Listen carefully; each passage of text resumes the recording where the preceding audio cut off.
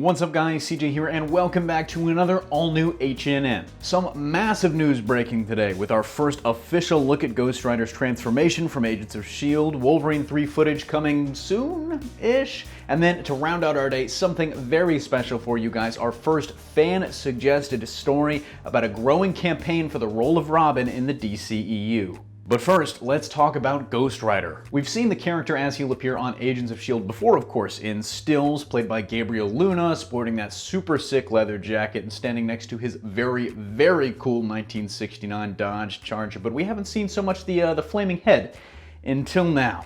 In an image released first exclusively by Yahoo TV, we get to see Robbie Reyes fully transformed, and here it is. Now, a couple of things immediately jump out to me about this image. First, the fire part of the skull looks really, really good. That's awesome to me. The skull, on the other hand, but I definitely want to see it in action before I pass any final judgment. One thing people have kind of jumped on from this image is that this is in fact a flaming skull and not just a flaming skull-shaped helmet that Robbie usually wears in the comics. This has some people thinking that Robbie's kind of just going to be combined with the character of Johnny Blaze, and the show's actually just going to go ahead and make Reyes the Spirit of Vengeance, which he wasn't technically in the comics. Just to sum up that whole thing for you, in the comics, Robbie Reyes is actually not a Spirit of Vengeance. He's actually possessed by a ghost, a very, very bad person that died, and he's not actually the Spirit of Vengeance like Johnny Blaze was, and then Danny Ketch, the guy that was the Ghost Rider after Johnny Blaze was as well. Regardless, I think it's a good look. I can't wait to see it in action, but I want to hear from you guys. What do you think of Ghost Rider's TV transformation? Let me know in the comment section down below. On to our next story of the day. Wolverine 3 is less than 6 months away. So where's the footage? Yep, in case you forgot, that's slated to hit theaters on March 3rd, and there's still no trailer in sight, and in fact, no images, except for that one that was released last SDCC. Kinda light on the news front too, until last night's sinister confirmation, if you catch my drift, but even that just came from Bryan Singer, who's not really involved in the production. Well, no one knows more about the lack of teasers or trailers than director James Mangold himself, and if his Twitter feed is any indication, the wait might be over sooner than we think. When a fan tweeted at him asking for any update on the film, Mangold actually tweeted back, "Working on it every day in edit room, Vince. You'll hear and see things very soon. Glad you're pumped, and I hope we surprise you." Now, this could very well be nothing. It kind of does sound like just a canned response from a director to an excited fan, but Mangold's got to receive a dozen of these tweets a day, so why respond now?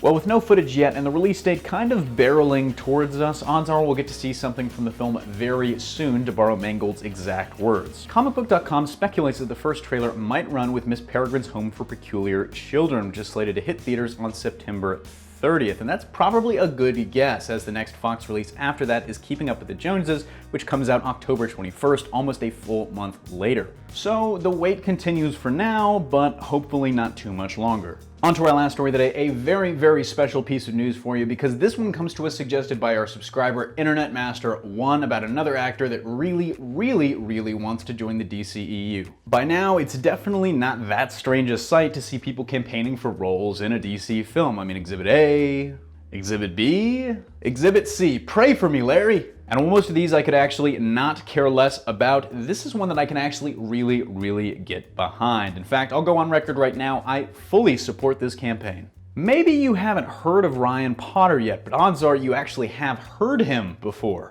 That's because he was the voice actor for Hiro Hamada, the main character in Disney's Big Hero 6. Well, for the last few months, Ryan's been campaigning to play legendary Batman sidekick and the third Robin, Tim Drake, but his efforts were kind of flying a little bit under the radar until last week.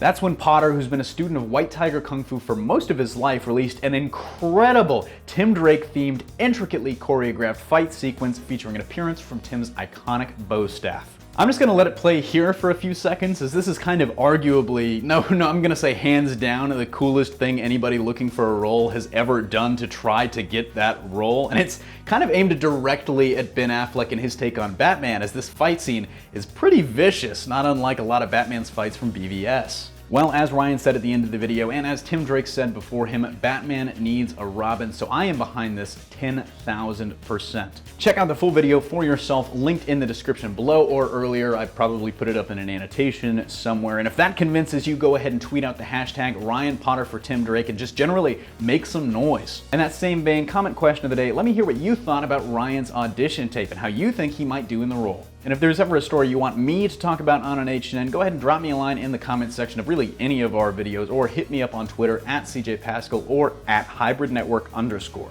That'll do it for today's H&N though. Thanks for watching. Don't forget to smash that like if you like what you saw, subscribe for more great content every single day, and consider supporting us on Patreon for access to all sorts of exclusive goodies. Signing off, this is CJ, and I'll see you next time.